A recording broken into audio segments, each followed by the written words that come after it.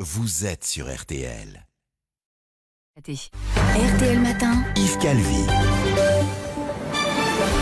7h43, excellente journée à vous tous qui écoutez RTL. Alba Ventura, vous recevez donc ce matin le chanteur Mika qui prépare un grand concert caritatif pour aider Beyrouth après la double explosion. Bonjour Mika.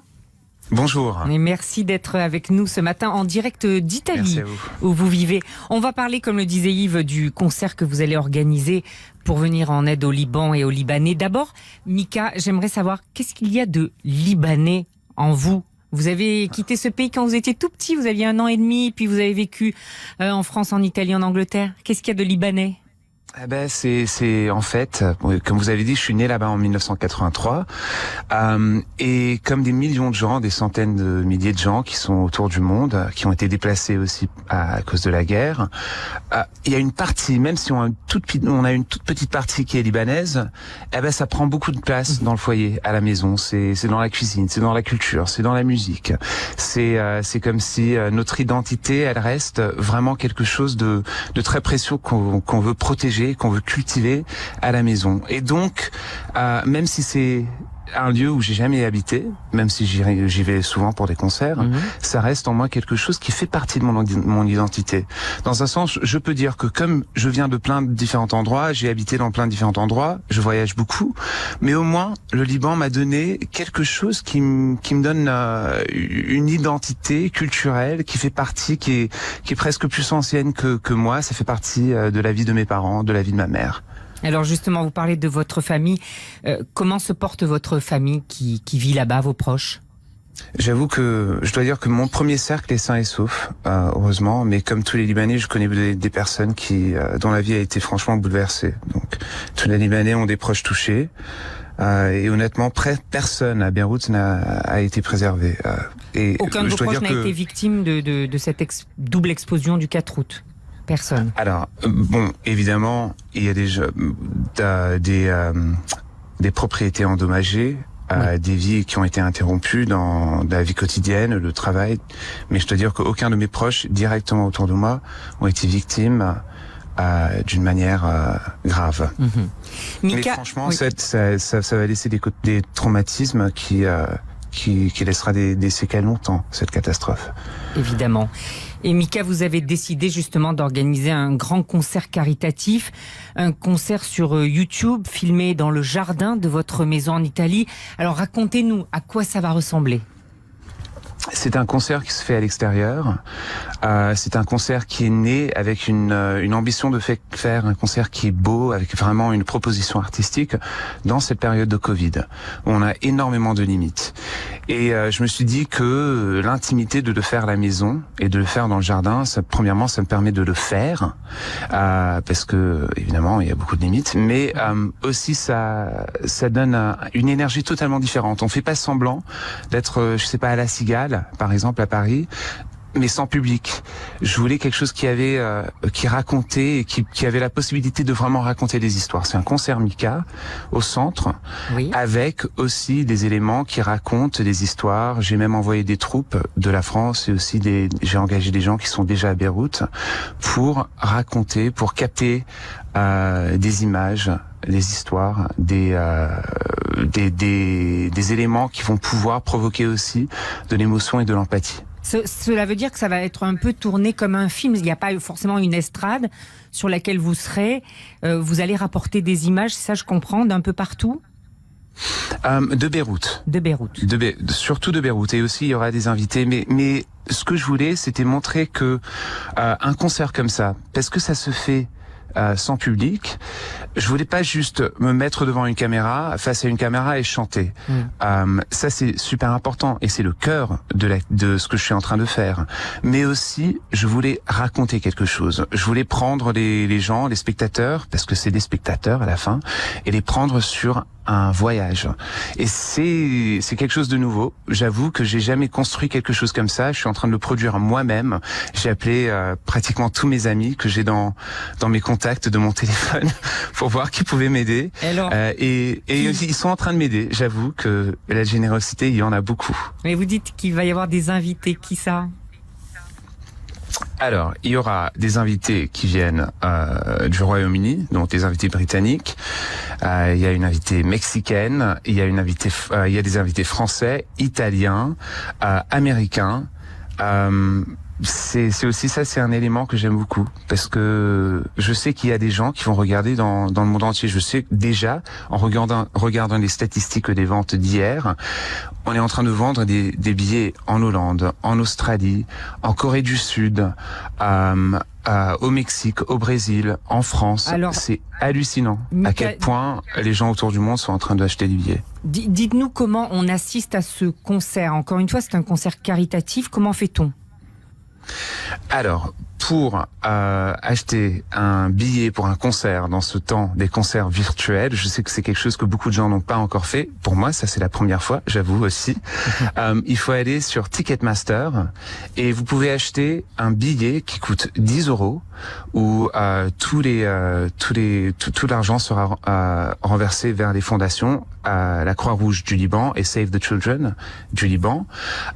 Et vous avez tous les détails du temps du concert et à quelle heure ça se passe en France. Parce qu'évidemment, il y a 4 séances pour tous les différents horaires autour du monde. On mettra évidemment le lien sur notre site RTL. Mika, vous avez signé un très beau texte 5 jours après la catastrophe qui a été publié dans plusieurs journaux, notamment en France, dans le journal du dimanche.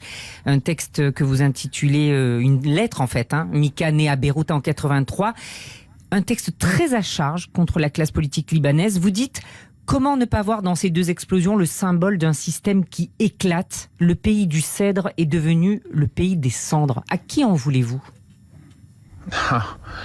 À beaucoup, à la guerre surtout. C'est quelque chose qu'on est en train de revoir encore une fois en Syrie. Cette destruction qui détruit ce que des gens ont construit à travers des centaines d'années, des générations, et c'est perturbant à quel point on a vu ça au Liban et on revoit ça en Syrie. Mais surtout, c'est la guerre. C'est aussi. Mais derrière la guerre, il y a des hommes. Mais bien sûr, et il y a aussi, regardez, moi je fais pas de politique en général, mais je suis un citoyen et quand je vois l'état des Libanais, je ne peux être en colère. Évidemment, le pouvoir politique a une responsabilité. Et franchement, je pense qu'il a pensé à lui et pas à l'intérêt général. Et donc maintenant, il faut penser aux gens qui souffrent et enfin avoir une classe politique responsable et digne. C'est quand que dans le texte aussi, j'ai dit que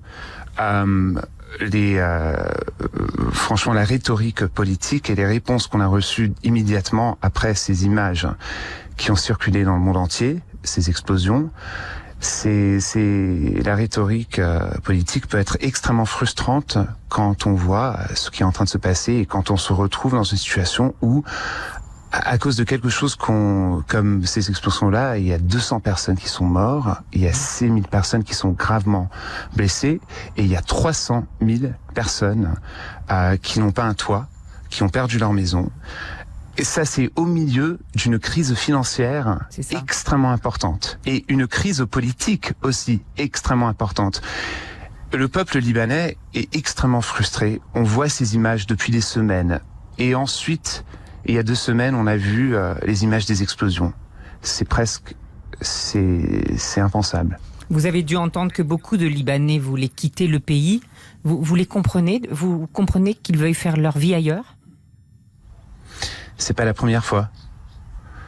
C'est pas la première fois et c'est très triste de l'entendre, évidemment, mais la vie quotidienne, elle est dure. Et j'avoue que je sais que quitter le pays, c'est pas une option pour toutes les parties de la population. Ça, c'est pas la solution. Mais en même temps, je comprends, dans un sens. Mika, les concerts vous manquent, les tournées vous manquent ? Bien sûr, le contact, l'énergie, la communion d'esprit, c'est ça ce qui me manque le plus.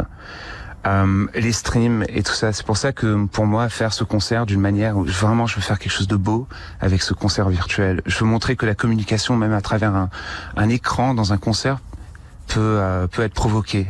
Ça c'est la chose la plus importante.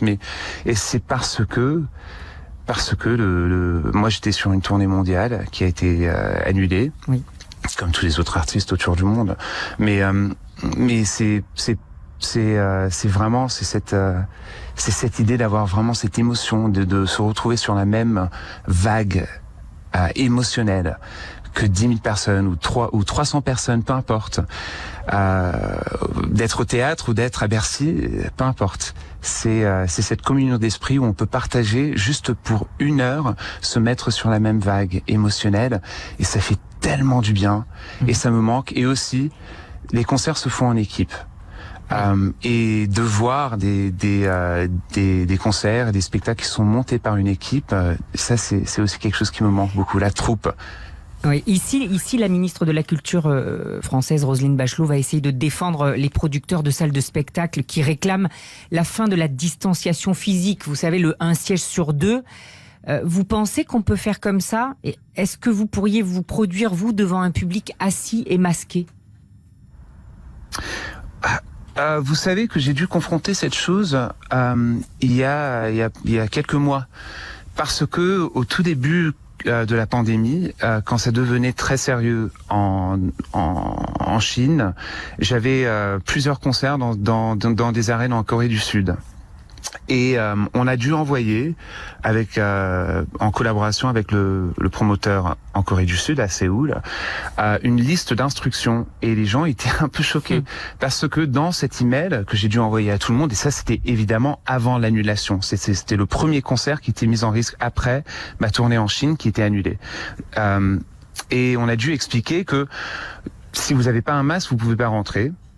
Que tout le monde allait avoir leur température vérifiée, mais aussi il y avait une partie qui disait s'il vous plaît, pardonnez-nous, quand vous rentrez dans l'arène, il va y avoir une odeur très particulière et très forte, parce que on va désinfecter toutes les surfaces et même le toit. Et là, je me suis dit, oh waouh, c'est vraiment des circonstances très particulières. Et je trouvais ça dur à imaginer. 10 000 personnes devant moi, tous couverts avec des masques, parce qu'évidemment, on chante, on danse. Mais ça a pu se faire. Non, on n'a pas, à la fin, on n'a pas pu le faire. Vous n'avez pas pu le faire. À la fin, non, on a dû annuler complètement. C'est dur à penser. Je pense que dans un théâtre, c'est plus faisable. Dans un musée, évidemment, c'est faisable. Dans un théâtre, c'est plus faisable.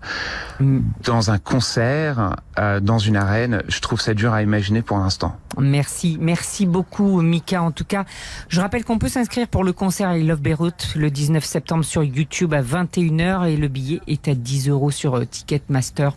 Merci, on va vous suivre avec bonheur. Merci beaucoup. On va se séparer en chanson.